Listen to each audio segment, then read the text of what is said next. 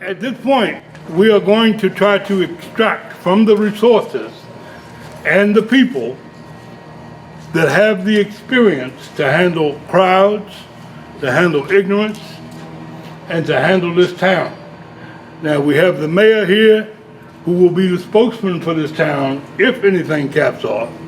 And I think getting ahead of this curve really puts us in a good position because now we have time to talk about it, more so than after the fact. So I'm really impressed with the people who are in attendance today. I'm impressed because I've got law enforcement here. I've got people who can hands-on tell me what is right and what is wrong. We're not here to point the finger of blame. Understand, we don't live like that. But this is America.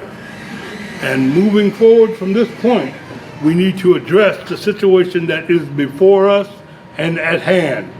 When you look at cities such as the nation's capital and Minneapolis and places like that that are falling due to the violence, it is very discouraging to us to see what we can do. How can we fix it? Now, hopefully out of this meeting, we'll take out information that will help us all move forward and make this America great as it should be, because it is an American situation here. And don't be fooled, it is also a black-white issue. So it's not something that we can hide from, but this conversation is necessary. We need to talk about that because it's important how we address what we address here. I think that the law enforcement officials here, we have been fortunate and blessed that we've got a good police chief and a good sheriff, somebody we can stand with in the times of trouble right now. And I think we're fortunate that Front Royal, Luray, and places that are close to us in proximity, they are not burning right now. And thank God that we've done the right thing up till now. I just don't want to mess it up and mess it up later. Now, having the mayor here is important to me because he will be the ultimate spokesman for this area. Once he gets out there and put it out there, what is correct. We have the law enforcement officials who understand how to handle the crowds and situations. So I'm really impressed and I'm really blessed that I live in Front Royal, believe it. And we'd like to set the standard by which this whole program is measured. And I think we can do that by using the intellect and by using the resources that are at our fingertips. Now, what we intend to do is just put it on the floor. Let's talk about this. We put it on the floor, and I want you to speak freely. I don't want nobody holding back. I want you to go ahead and say what you need to say. You might offend one or two people, but we'll work around that. But the important part is that be heard. A part of the frustration and rage is that a lot of us have not been heard, have not been listened to the point where, what do I do next? How do we proceed forward? And this is the thing. When you look at my family, you look at your family and the kids that are involved here, how do they survive if we are not paying attention? So on that note, we're going to pay attention to what it is we do. I'd first like to call the Reverend Al Wood to put the invocation in place. And Reverend, thank you so much. Let us bow our heads in the word of prayer. Dear God and Father, the Father of all mankind, thank you for this blessed day that we are now enjoying. And thank you for livelihood that we have brought us thus far. And as we, in the midst of a season of frustration and confusion, we are asking your blessing down upon us that we may see and do what is right towards humanity, knowing that one day we will have to give an account of all our stewardship and what we have done. Bless us and bless us in your holy name, we pray. Amen. Thank you, Reverend. And thank you, Jesus, because it made it happen. Brother Carter, we're going to call on Brother Carter to bring us to a pledge of allegiance. Now, I kind of want him to say that slow to think about what it is we're pledging allegiance to. This is America, and we need to do that correctly. And if, as we do that, if you can just think a moment to where we have come from. Just a mere 50 years ago, there were streets I couldn't walk on in this town, let alone walk in this town right now. So, Brother Carter, if you will. I'm going to stand back, the word unencumbered. I pledge allegiance to the flag of the United States of America and to the republic for which it stands, one nation, under God, indivisible, with liberty and justice for all. Thank you so much. And this is what makes America great. No matter what your lifestyle is, no matter what your situation is, you pledge that this flag in this country is something we rally under and around. And we cannot be ashamed and should not be ashamed, even though there's situations and circumstances that sometimes we're not proud of. But that doesn't change America. What we are looking for is change in America. In other words, let's put it on the street level. I get it. I know what that's like, to be frustrated and stand up and raise all kinds of hell because things are not right. But nobody's listening. So you look at this rage that you see going on in these situations, that's real rage. And if we don't get it under control, we're going to have a problem. We're going to have a problem. But I get it. Understand that. A simple line like, I get it. Because you've been telling people for years how things should be, why things should be, with no examples of what it is we want. And because of that, we're able to look at this situation and make a lot of sense of it. Now, the way I wanted to kind of do this thing is I've got law enforcement here, I've got people that have got experiences. I want to put this on the floor, at least to talk about it.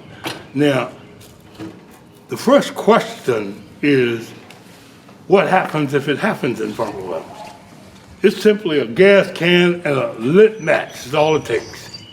And I'm saying it's time for us to pay attention, move the gas can out of the kitchen, away from the fire, and I think we can kind of get a handle on this thing. So I'm going to open the floor, and please feel free to speak, because none of this is cast in stone until we find out how we want to address it. Now, you law enforcement officers, I'm going to come at you first, because you're the guys who know how to make things happen. As a matter of fact, I won't. I'll just take you first. My question is simple. I'm Walt Mabe with the Board of Supervisors. My question is very simple. Do you think something is going to happen? I know you're anticipating problems, but do you know more than what the general John Q. Public knows? No, and I'll be frank with you. No, we do not have a finger on that part of the pulse in order for us to be preemptive. But I think that moving forward, knowing that we have to be prepared for situations that arise, and when you understand how we live in this town, which is close, it's a situation where no, we don't know, and we are going to be reactive to a point. But I will let the sheriff address that first, because I think it's important that we understand how they handle things like that. And it's not always with pointed guns, and it's not always with a situation where we can't make this work. So I'm gonna let the sheriff, if you will. Sheriff Butler, Warren County. We've been monitoring the situation for a few days. We were in contact with the feds, also in the state police, the RIC, and different localities, working, looking at social media, getting as much intel as we can. We do know that there's outside influences in a lot of the right to speak, the marches that are causing more chaos. Those are the things that we're really taking a focus on, trying to find in our area. As sheriff, my job is to enforce the law. My job is also to protect the constitutional rights. You have the right to speak what you need to speak. You have a right to live. You have the right to live freely. And that's what our sheriff's office in Warren County is going to do. We are going to provide safety for your First Amendment right. Also second in all the other constitutional rights. We're going to work with all the agencies around like we have during the epidemic with the overdoses we have, the pandemic with the virus, and now this. We are facing in our times, in our area, in our country, a very unsettled time. The only way we're going to fix it is by doing exactly what we're doing now. Getting together, coming together as a unit, coming together as a family and a community, and that's where true community policing comes in. We will hire nothing but the best, and those who aren't the best won't be with us. And we will not accept what happens in other areas of the country. But with that being said, you can't take what one officer did and say that all officers are bad. Because those officers have families, they go out, they leave their home, and they just want to make it home at the end of the day. Now our sheriff's office is diverse, and I'm proud to say that. We have many cultures, we have many colors. It doesn't matter. We are one at the sheriff's office, and we will accept nothing but the best people at our sheriff's office, and we will have our community together. And that's what we're here to do. We're here to provide community service. All right. Who's that? Now, another question is, and I think it's from a public standpoint, is that when we have situations such as has existed here recently, is why aren't people being charged? Why? I know that there are people who handle that, but the speedy returns or the speedy charge will allow people to feel that you are in fact in charge, and not 6 days after an incident when this occurs. So how do we solve that problem? I'll state on that. Okay. If we look at what happened in Minneapolis, immediately after the incident, those officers were fired. Now, just like any homicide, you don't always get charges immediately that day. There's due process. You have to do an investigation, because even victims and suspects, everyone has rights. So it goes back to the same thing. You have rights. The chief of police has policies and procedures in hand. We have Commonwealth attorney that has policies and procedures in hand. The sheriff's office, policies and procedures in hand. So actually, I really look at what Minneapolis did. Yeah, maybe it took a little longer than we wanted.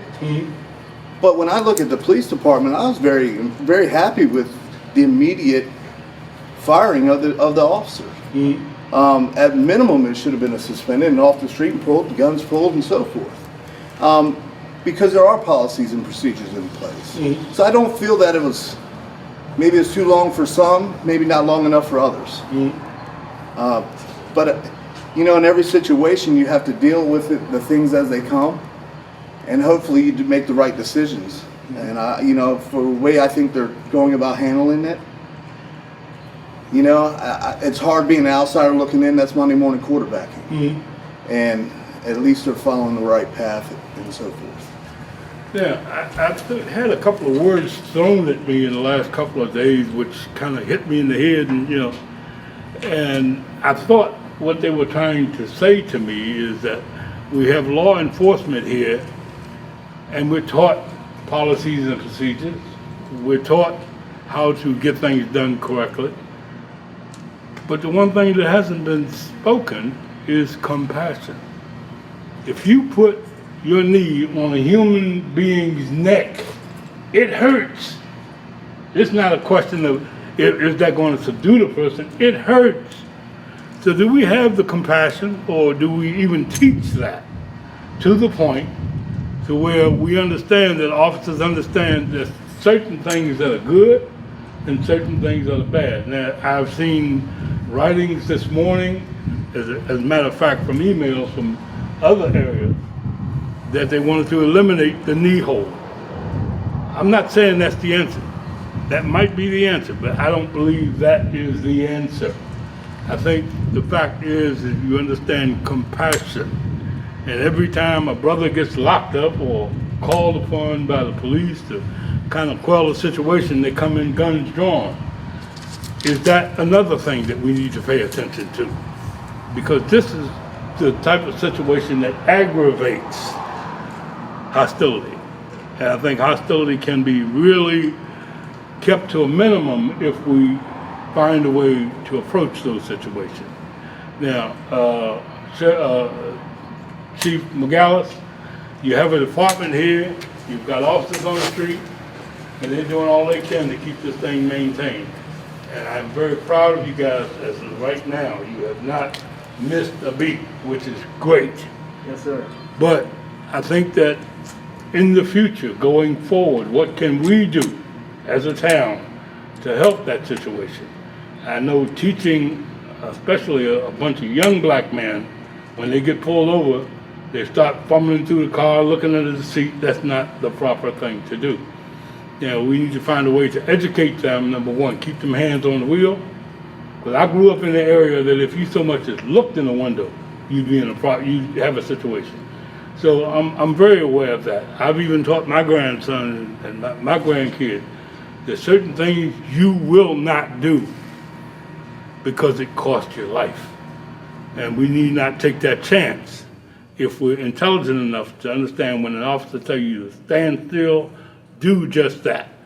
I had an old saying at Metro I used to teach my employees: comply first and complain later. And that's the way to kind of keep this situation under control. But it does allow you the benefit of making good, sound judgment as to how this situation proceeds. All right, Sheriff or Police Chief? Yes, sir. And we do train our officers, use of force, for example. We train our officers to utilize only the amount of force necessary to effect the arrest. Again, that goes back to some of the policy and procedures like the sheriff was talking about.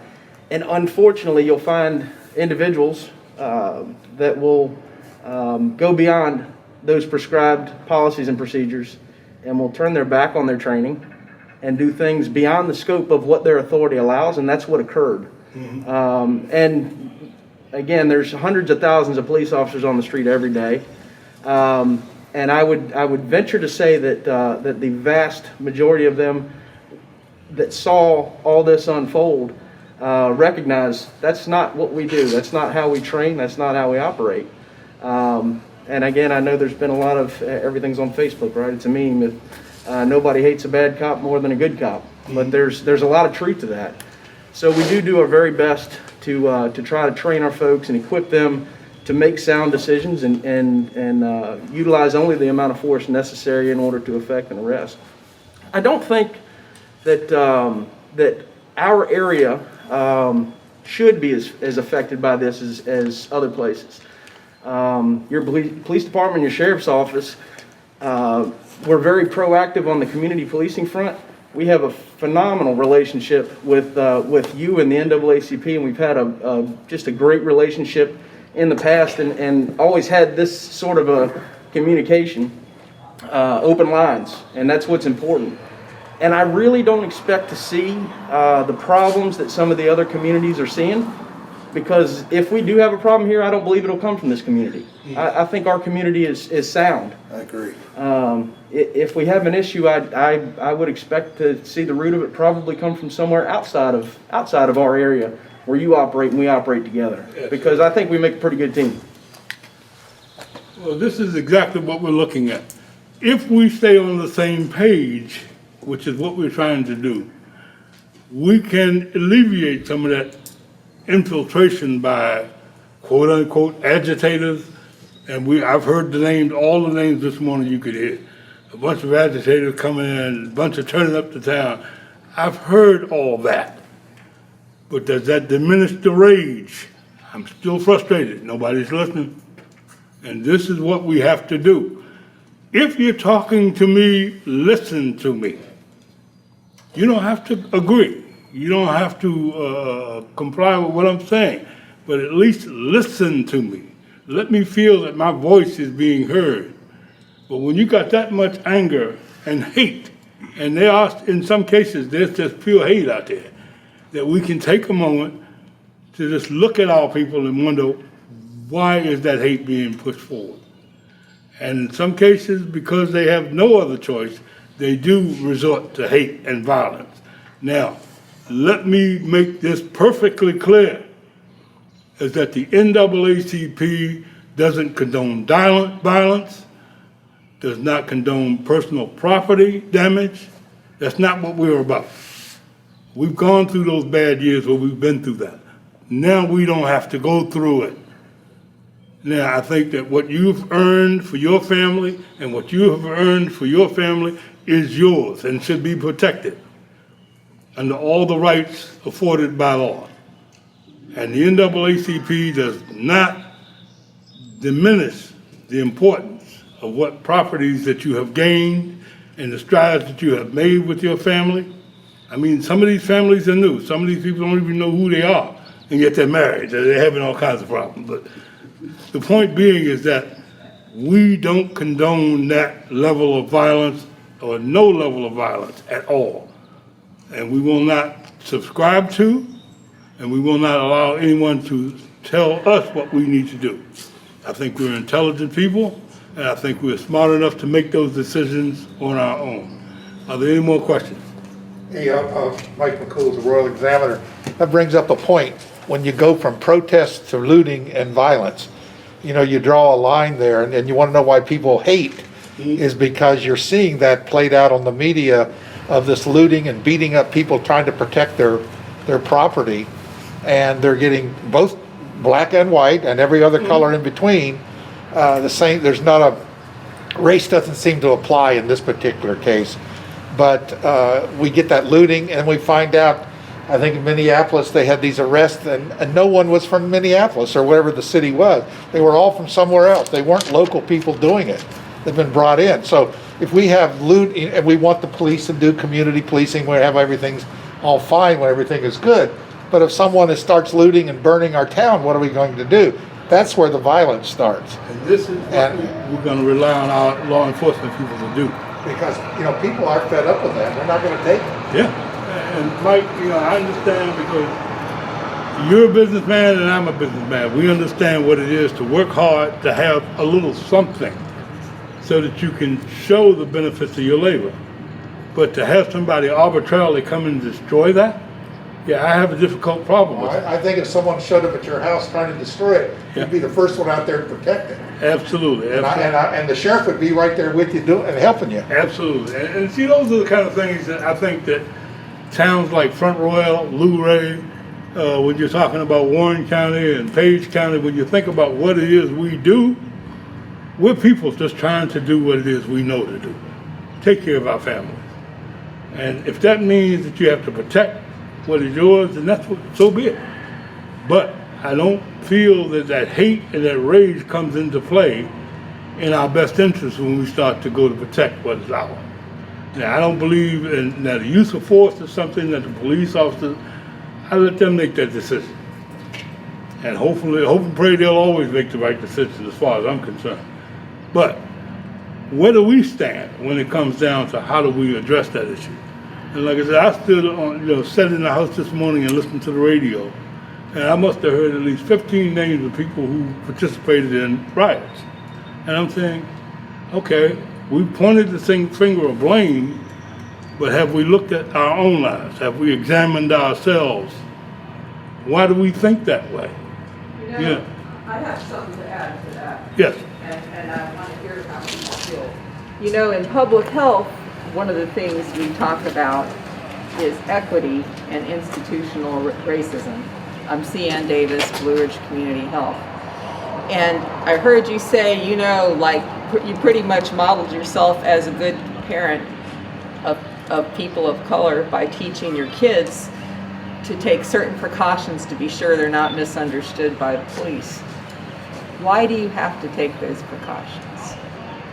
That is a structural racism. And why did I, as a young woman in the Washington area, receive advice to be careful how I dressed, what time I was out, be sure I wasn't alone, not look at people when they said certain things? Because there's a bias that if you look a certain way and act a certain way, if you are assaulted or abducted, you contributed to it. there's a bias that young people of color are more likely to be violent. And over time, that becomes true.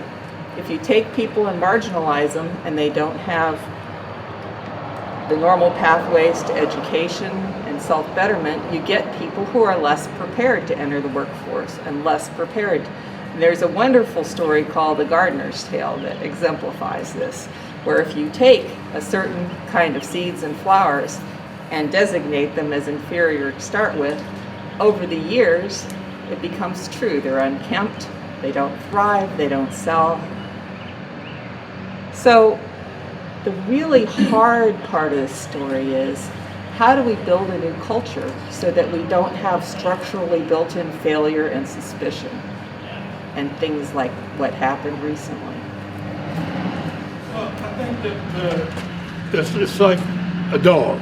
I'm keeping this very, very basic. You beat a dog long enough and hard enough, he'll turn around and bite you. If nothing more than just to protect his interest. Is that the way to go about that? No, that's not. However, I think loving and kindness and respect, mutual respect, goes a long ways. If you're talking in a room and you're in line, God knows, I can tell you the times I've been standing in line and have somebody cut in front of me that was white. They didn't think about it. Didn't even give it a second thought. Now, however, I think with a little tact and a little respect, you can quell that situation. I've actually stepped to those same people and said, look, man, I'm 250 pounds a man. You sure you want to step in front of me? Think about that for a moment. That's important. Because if nothing else, put something on your mind. I didn't say I was going to knock you out or create no havoc out here, but I'm not going to keep taking this. It comes to a point that when do we draw the line? Now, rage is something that builds up in people over time, and once it gets to a head, which is what you're seeing right now, people feel that they're not being heard. And the only way they can, in other words, if I'm talking to you and you're not listening, the old saying in the street is go upside your head, you'll start to listen. And really that's what it comes down to. When you see these are burning and things and property is being damaged, we're now getting your attention by any means necessary, but that's not the way to do it. But it does make you pay attention. The bigger question is, what happens when it happens here in front of us? And that's what I have to be concerned with, because my family is here. My wife and my kids, they're here, and they pay attention to what's going on. And in many cases, I deal with multiracial type of situations. I have people who complain about the police, how they're doing things, but it's simply a verbal complaint. Okay, now let's stop and put it on paper and make it make sense. Because if we can address this issue intelligently, we can then begin to probe for answers, which is what we're trying to do in the long run. Now, Mr. Mayor, where are you? Right here. There you go. Now, that's the vision of a town the size of front door, 20,000 people or less. And he has to control this. He has to be the ultimate spokesman. What do you think he feels like when things are not right in his town? And I'm gonna leave that to you, Mr. Mayor. I'll go. Mm-hmm. And I'm proud to be standing with you, by the way. Thank you. One thing I want to say, AD, I appreciate you coming and all the other people that are here, because this is a very important time that in our society that we need to work together and come up with whatever solution it may be. I will say this, with coming back to our sheriff's department, our police department, I don't think that we can get any other people any better than what we already have on staff. Amen. I know that these men and these women, they put their life on the line every day. And that's the problem. And you know, when they go out on a call, they don't know what to expect. And so, you know, a lot of times these things are reactionary when it comes to whatever takes place, whatever. But I think that we, and as training and things that Chief McGalis has done and said that they have done, as well as the sheriff. I think that these men and women know their job. I think a lot of times they get a little frustrated at things that happen, but I'm sure that all of them will use good common sense and good common decency for all people. Well, it doesn't matter what the color is of a person. You know, I think that we have blown a lot of these things out of proportion. And I hate to use the press, but I think the press could be our worst enemy sometimes and really causing issues, because the way they're reported as if someone has done something wrong, and maybe they have. But you don't keep on beating the dead horse. You've got to work together, and I think we're working together with the sheriff's department, the police department, the emergency services, and all the people working together. We can resolve these issues. And I'm hoping and praying that we don't have people coming into the front row area, or even the local people creating these problems, because we don't need that. We need to live together and enjoy our company together right through this pandemic, even though, you know, we stand here with masks on, we can't shake hands, we can't do anything other than speak to one another. But again, it's called working together. When we begin to separate ourselves from, whether it's, no offense, black or white or Latino or whatever, then we begin to have problems. And so if we all here today can work together, then I don't think we're going to have a big issue here. And if we do have an issue here, I'm sure that we're ready and prepared with these men and women who work this. The law enforcement are ready to do what they have to do, and I believe they'll use good judgment. And I know that with the chief, and he works under the auspice of the mayor and others, and I'm sure that we're going to be watching those things. But I don't want to stand over and say, you do this or this. He's got a job to do, and I expect him to do it, as well as his officers, and I'm proud of them, and I'm hoping that nothing happens.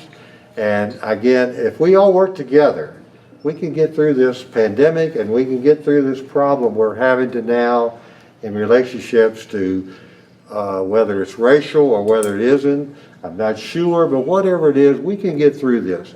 But again, working together with people like AD and Reverend Woods and other people, and our law enforcement officers and whoever else is available, we can get through this pandemic and this problem. So all I can say here as a mayor, I want to see everybody work together, and if we do that, we can resolve this issue. Thank you. Thank you. Hey, Thank you, can I Mr. say Mayor. something? Yes. I heard you say rage and hate, but I bet you the chief, when he saw that video, was probably just like I was. I received a call from my son who's in the security forces, and he was like, Dad, can you believe this nonsense? And I said, well, how do you feel about it? He goes, he just disgraced our entire profession. And I'm sure the chief probably will go with me on this one. Any professional law enforcement officer will literally sit there and tell you that is not who we are. That is not what we raised our hand to be or to do. And I can promise you that any person who's wearing the badge for the right reasons would never do anything to harm someone intentionally. And we have just as much anger towards that incident as anyone else. We really do. I'm telling you, because it really gives our profession that we've given, between the two of us, many, many years of devoting to our community and our profession. And it really has disgusted us, and the anger and hatred towards that type of activity really hits home with us as well. Yeah, I understand that. And one of the things that I'm probably more concerned with is that if a situation does persist, do we have a track to run on? Do we know how to approach it? Do we know how to address it? If it's a matter of arrest, or if it's a matter of somebody just hate, just straight hate, and that happens too. How do we address that? Now, the reason I say that is because I have a multiracial family as well. And my grandsons, if he ran through here right now, you treat him like a regular kid. But you let my other grandson, who is 17 over there, who who is the size of a natural man that will stand in your face and push you back if you push him back. So you're going to have another situation. Have we learned to inject compassion and understanding in situations like that we don't have that situation? Because it does happen. Brother AD, Yes. could I say something? Yes. I know both the chief and the sheriff here and others have commented on the Minneapolis situation, and all of us have seen what happened. But here's what I'm saying to all of us as individuals. If one person of the four had spoken up, we would not, no doubt, have the situation that we have presently. When people sit by and see injustice and don't say a word, it mushrooms into what we have now. It didn't take but one person of the four officers there to make a gesture, a comment, or either call someone, or either take action himself to avoid what did happen. But as it is, and usually happens, most of us sit by and say, I don't want to get involved, don't want to say anything. And it doesn't have to be something that large. It could be something in your office, in your street, in your school, Amen. in your home. And if you speak up, sometimes these little things will not mushroom as this situation did in Minneapolis. Absolutely. Any more questions? Now, we are trying to figure a way forward here. And in doing that, I would love to have as much input as I can possibly get from all parties involved. Okay, who? Yeah, go ahead. Mr. Senator County. Oh, I don't know. You put me. Hey, he was looking for you earlier. Oh, yeah, who he was? It's Wayne Sager from Charlotte Police Department. Okay. Yes, You sir. recognize him in that mask, did you? Yeah, the glasses and the mask. The masked man. No, I would just echo exactly what the sheriff, Chief McGillis, Mr. Cook, and yourself have said. The same approach in Strasburg. It leaves myself, Captain Ford, the entire agency, sick to our stomach for a lot of reasons. The actions that that officer took, the actions that the officers didn't take, sickening. The actions that are going on right now across our country, the loss of small business, the loss of more lives, is sickening.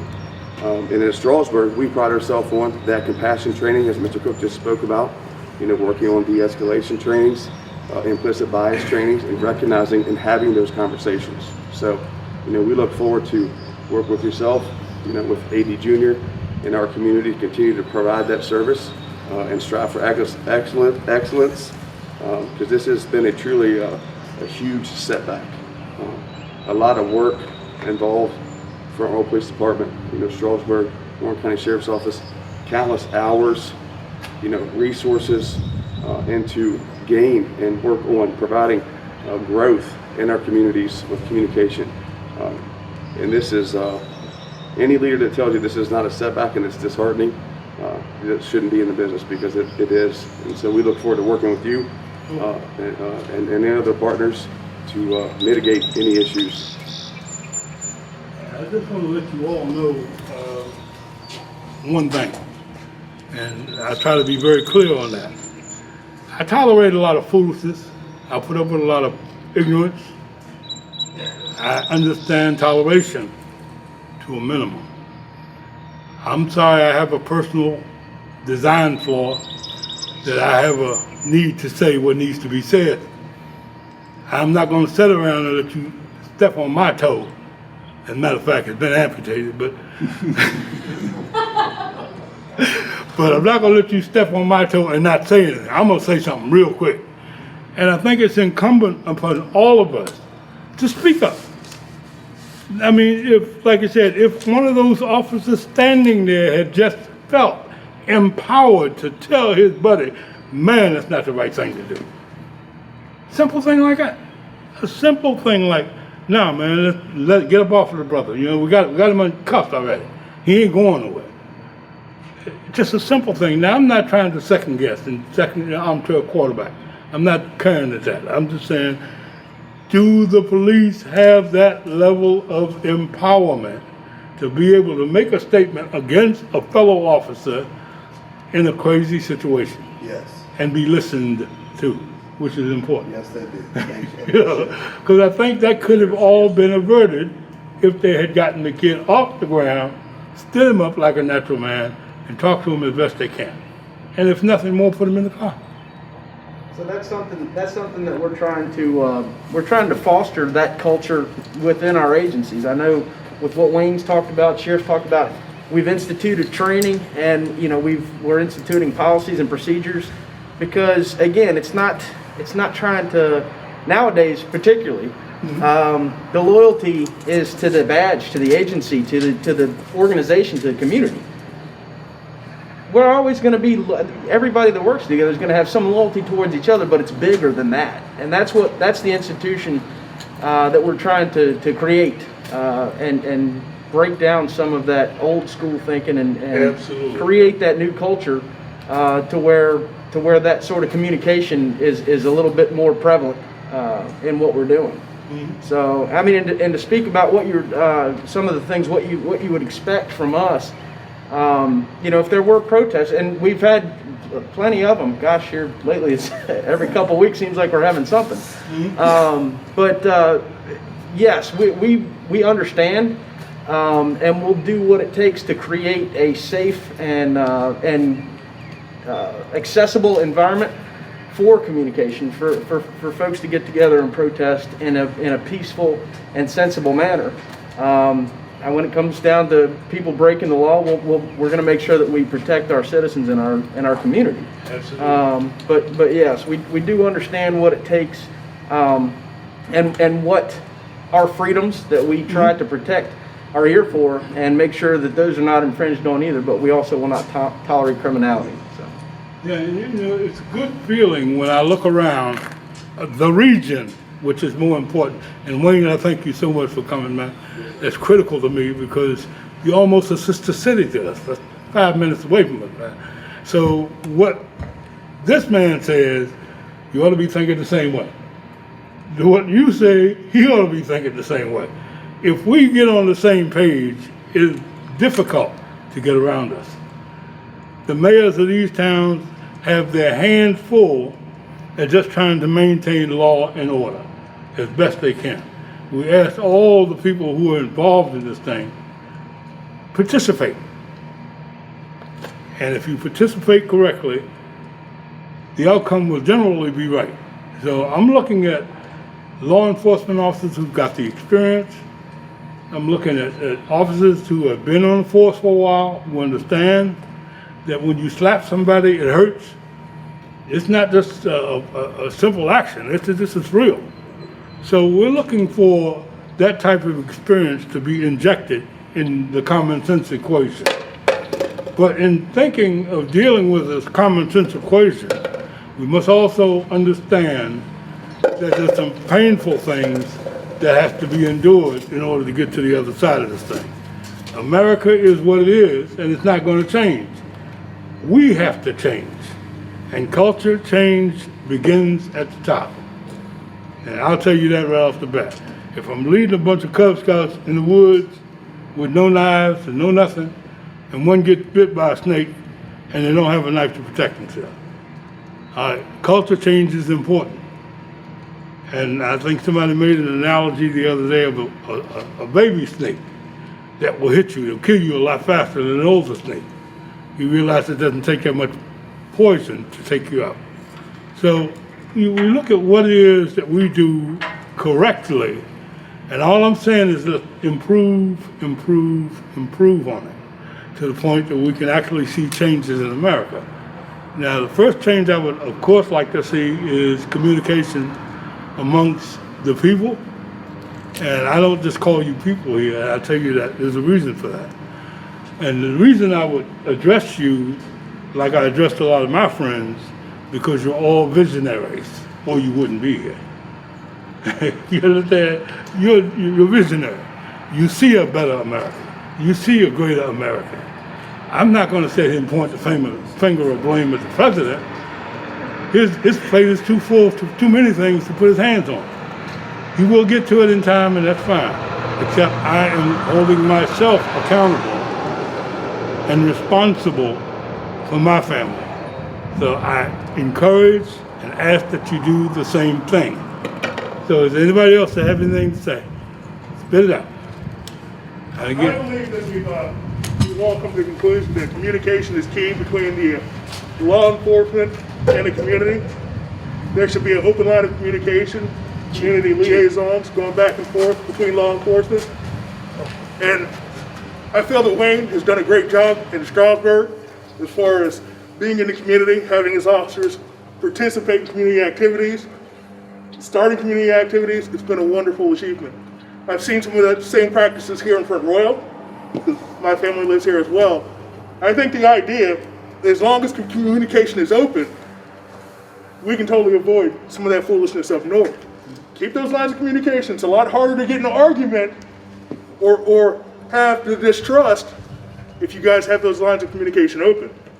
You can avoid a fight very quickly as long as that person acknowledges you as being a human being and I acknowledge you as being a human being. I'm also looking at the outsiders coming in. It is understood that there's a lot of outside influence. Now, if we in our community have a communication, we can quickly realize when someone doesn't belong. And if we have that open line of communication, we can quickly point them out and root them out. That way we can maintain our community relationship, correct? I think this is something that we can really pay attention to moving forward, knowing that we have this foolishness going on. And I'm just looking forward to working more with our local authorities, be it Front Royal, be it Strasburg, and the black community, working together. Separate, you got a lot of problems, but working together, you can have a lot of solutions. absolutely. That's it. Now, just in case you didn't know, the young man speaking is A.D. Carter IV. I'm very proud of him. He's a Navy veteran like myself. We're all crazy as all get out, but we do handle responsibility. And that's important because we understand that everybody's not the same, everybody doesn't do the same, and everybody doesn't operate just like someone else. So it's more important that we bring this around, and Strasburg is, like I said, been pretty much my right hand. Everything I do, they do, so everything they do, we do. But the point being is that communications between the three of us and the four of us can impact what happens in this town. We can make that happen quickly, or we can make it happen in such a way that the people feel comfortable with it, and even if they don't feel comfortable with it, sometimes you do have to put a little fire up under some people, and we understand that. But we're not going to stand by and hold it down to it to the point where can we make sense of this. The whole point is accountability. We're going to hold them accountable, and we certainly expect them to hold us accountable. All right, is anybody else? Yes. Roger B. Royal Examiner. There's been a lot of talk from a lot of directions about outside agitators being a threat in a community like this. Mm-hmm. There's a debate in the media and online about a white demonstrator in Minneapolis going around starting to break things before that demonstration got violent. And there's a debate as to whether he was a police officer or maybe from somebody else. The motive was to start trouble between the police and the demonstrators. Are you guys in law enforcement also aware of that type of potential for outside agitators who would like to see trouble between the police and the black community? Again, like I said, our community ties are pretty tight. Again, I feel like if there is a problem here, it's not gonna be originating from here. I do believe that. I mean, again, our partnerships are pretty strong. So that is my belief, is that if we do see an issue, it would likely be from outside influences, that's for sure. And it seems like you all know each other. This community policing and here in Front Royal and Warren County has been going on for quite a number of years. You've been in the middle of it. How long? Oh gosh, we've known each other for years in Reverend Woods, Drea, and yeah, I mean, we anytime there's been a little bit of an issue, AD and I have usually traded phone calls at anytime anything's poked up.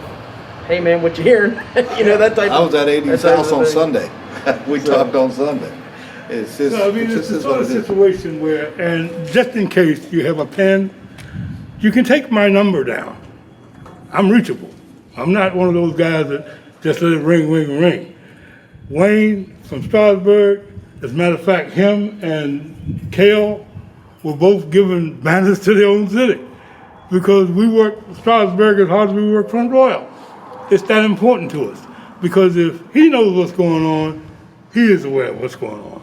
So there's nothing that can circumvent the law enforcement cycle. And I think it's important that we address it that way, but don't hesitate to call if you have a question or if you need to talk to me about any situation.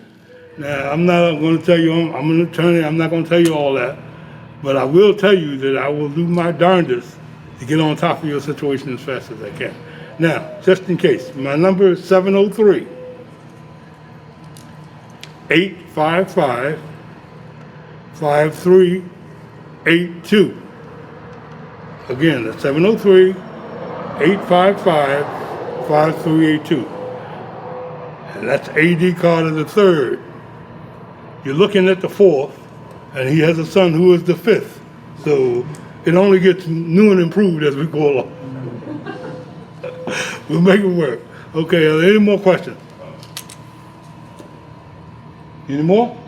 Okay, Chief, I'm gonna let the Reverend make a closing prayer, and then we can, I guess, nibble the best way we can, but this house is open for questions. Go to anyone here, talk to them, see what you can get from them, and we'll bring it together and try to put it all together later on. And I think that's the wisest course of action we can take at this point. All right? Reverend Woods. Dear God, we came today to intercede for humankind, knowing that you will be pleased. Bless our hearts and continue to unite us in your spirit and in your love. Amen. Okay.